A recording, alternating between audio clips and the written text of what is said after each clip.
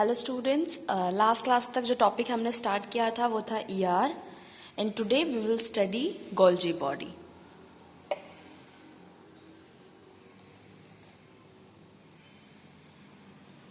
Golgi body क्या है? ये भी एक सेल ऑर्गेनल है जो प्रेजेंट कहाँ होता है? It is present in eukaryotes because as we all know prokaryotes के अंदर कोई भी मेम्ब्रेन बाउंड सेल ऑर्गेनल नहीं प्रेजेंट होता है। सो गोल्जी बॉडी इसे डिस्कवर किया था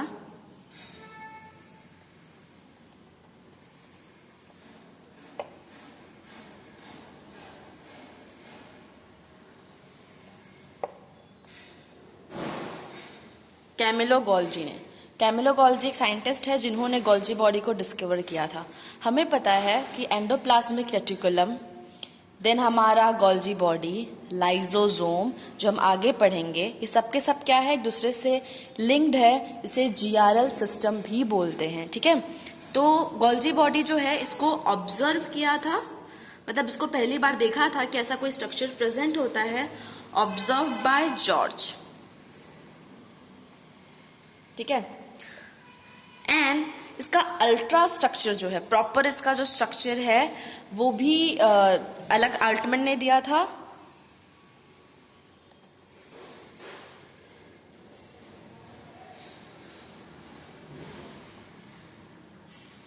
अल्ट्रा स्ट्रक्चर मतलब इसका डिटेल स्ट्रक्चर की सेल ऑर्गेनल के अंदर क्या है, कैसे काम करता है, क्या क्या चीज़ें प्रेजेंट है, वो स्ट्रक्चर अल्टमैन ने दिया था। अब गोल्जी बॉडी का काम क्या है और ये दिखता कैसा है? तो ये हमारा जो है, ये हमारा न्यूक्लियस है।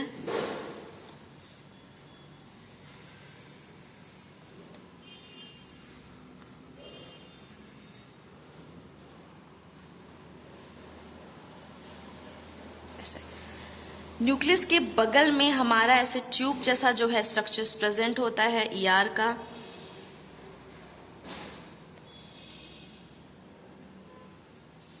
ऐसे ईआर का नेटवर्क प्रेजेंट होता है और ईआर के बाद just adjacent to the ER there is another network present जो है गोल्जी बॉडी का। ऐसे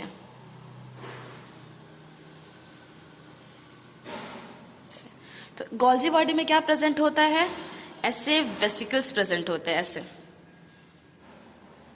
and they have tubule also. तो गोल्जी बॉडी में क्या होता है कि यहाँ पे हमारा डीएनए प्रेजेंट होगा।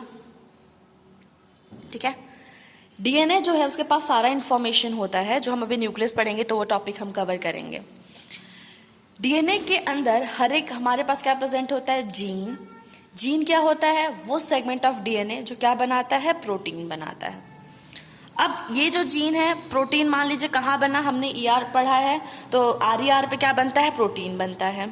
अब वो प्रोटीन जो है वो किस में जाएगा? गोल्जी बॉडी में जाएगा। क्यों? क्योंकि गोल्जी बॉडी जो है वो जस्ट ईआर के बगल में, ये है हमारा ईआर, ये है हमारा गोल्जी बॉडी। तो गोल्जी बॉडी किसके बगल में प्रेजेंट है? ईआर के बगल में प्रेजेंट है। तो जो भी प्रोटीन ईआर के अंदर बन गया है, मॉडिफाई हो गया है, वो किसके अंदर जाएगा? इस गोल्जी बॉडी के अंदर जाएगा। और गोल्जी बॉडी के अंदर एक बार जो वो प्रोटीन चला गया है तो वहाँ पे क्या हो जाएगा? पैकेजिंग हो जाएगा। ये फैक्ट्री का काम करता है। तो प्रोटीन का फैक्ट्री कौन है? प्रोटीन का फैक्ट्री जो है वो है ईआर। ठीक है, लेकिन उसकी पैकेजिंग कहाँ पे होती है? क्योंकि कोई भी प्रोडक्ट जब बन जाता है देन वो क्या होता है? वो पैक होता है। पैक होने के बाद हम उसको दूसरी जगह पे भेजते हैं। तो प्रोटीन बनता ईआर में है, लेकिन उसकी पैकिंग जो होती है वो गोल्जी बॉडी के अंदर होता है। पैकिंग करने के बाद वो मॉडिफाई भी करता है। मान लो प्रोटीन के अंदर कुछ और चीज़ ऐड करना होगा तो वो भी ऐड हो जाएगा, मॉडिफाई हो जाएगा, और पैक करके फिर उसे जिस भी और दूसरे सेल में भेजना है, दूसरे बॉडी पार्ट में भेजना है, तो वहाँ तक उसे क्या किया जाता है? ट्रांसपोर्ट किया जाता है। तो गोल्जी बॉडी का लोकेशन क्या है? Located adjacent to ER. और ये बना किससे होता है? It is made up of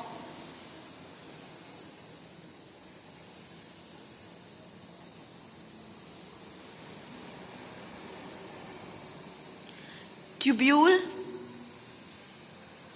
and vesicle.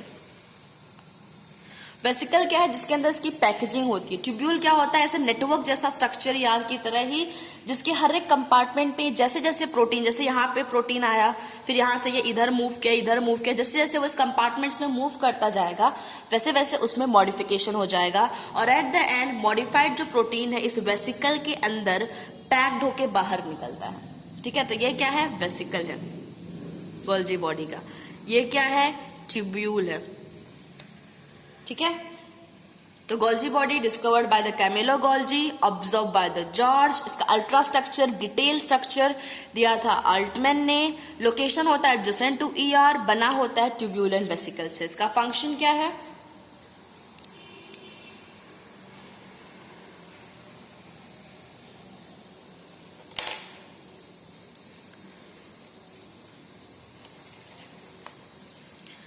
Function है इसका सबसे पहला modification,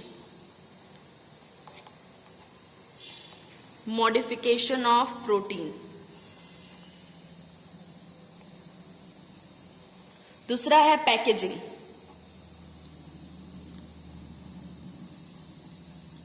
packaging of protein. And third function क्या है, so modification of protein, packaging of protein, and then third function हो गया इसका, दैट विल बी ट्रांसपोर्टेशन,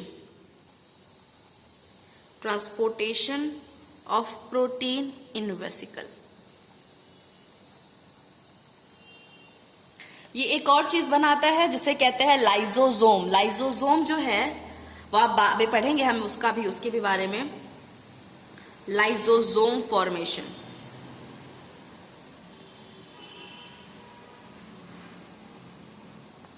ठीक है। तो ये गोल्जी, हमारा गोल्जी बॉडी पढ़ के हो गया है। तो इसके फंक्शन बहुत इंपॉर्टेंट है, वो आता है तो modification of protein, packaging of protein, transportation of protein and lysosome formation. ये जहां जहां भी ट्रांसपोर्ट करना है, कुछ कुछ ऐसे प्रोटीन होते हैं जो सेल में ही लग जाता है तो यहीं पे प्रेजेंट होता है, और कुछ ऐसे भी होते हैं जो कहाँ प्रेजेंट होता है, जो दूसरी जगह पे रिक्वायर्ड होता है तो वहां पे उसे भेज दिया जाता है with the help of vesicle.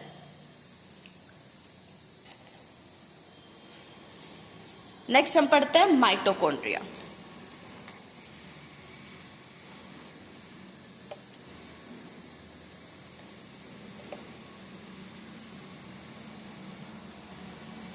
Mitochondria ये भी क्या है, सेल ऑर्गेनल है। सेल ऑर्गेनल, सेल का ऑर्गन। ये भी किसके अंदर प्रेजेंट होता है, सिर्फ यूकैरियोट के अंदर प्रेजेंट होता है, क्योंकि ये भी मेम्ब्रेन बाउंड है। Eukaryotes, present in eukaryotes. अब इसको भी किसने डिस्कवर किया था,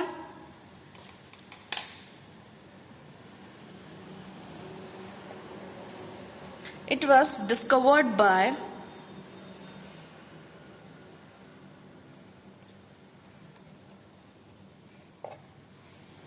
कॉलिकर। कॉलिकर करके एक साइंटिस्ट थे, उन्होंने डिस्कवर किया था। किसके अंदर, इंसेक्ट के फ्लाइट मसल में, मतलब मच्छर जो है, मक्खी होता है, जिस मसल से उड़ते हैं उन मसल के अंदर माइटोकॉन्ड्रिया को उन्होंने ऑब्जर्व किया था। Discovered by Kolliker in flight muscle of insect, ठीक है। और टर्म माइटोकॉन्ड्रिया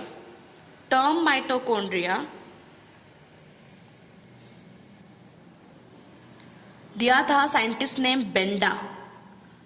बेंडा करके एक साइंटिस्ट थे, उन्होंने बोला था कि इसे क्या बोलना चाहिए, माइटोकॉन्ड्रिया। तो डिस्कवर कॉलिकर ने किया था, टर्म दिया था बेंडा ने।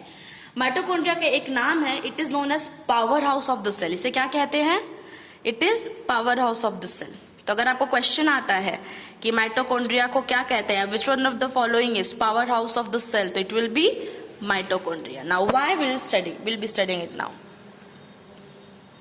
सबसे पहले हम इसका स्ट्रक्चर देख लेते हैं। स्ट्रक्चर, माइटोकॉन्ड्रिया जो है वो एक मेम्ब्रेन बाउंड ऑर्गेनल है ऐसे, और दो मेम्ब्रेन से बना होता है। कितने मेम्ब्रेन से बना होता है, दो मेम्ब्रेन से। इसका जो बाहर वाला जो मेम्ब्रेन है वो लीनियर है, देख रहे, स्ट्रेट लाइन है, कुछ प्रॉब्लम नहीं है। लेकिन अंदर वाला जो मेम्ब्रेन है वो फोल्डेड होता है लाइक दिस।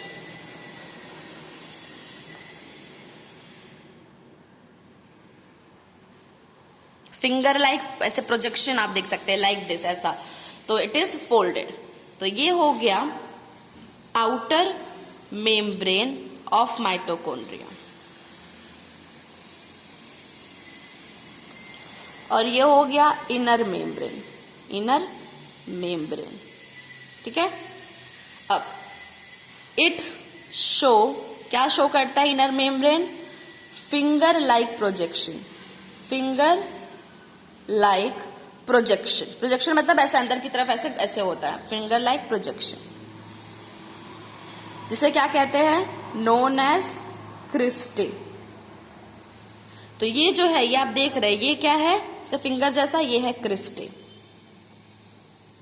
ठीक है। अब ये एक ऐसा ऑर्गेनल है जिसके पास सेल के अलावा सर्कुलर डीएनए प्रेजेंट होता है ऐसे, इसके पास एक्स्ट्रा डीएनए है। तो ये क्या है? सर्कुलर डीएनए, ठीक है। डीएनए है जिसके पास राइबोसोम भी प्रेजेंट होता है, तो ये क्या है? राइबोसोम।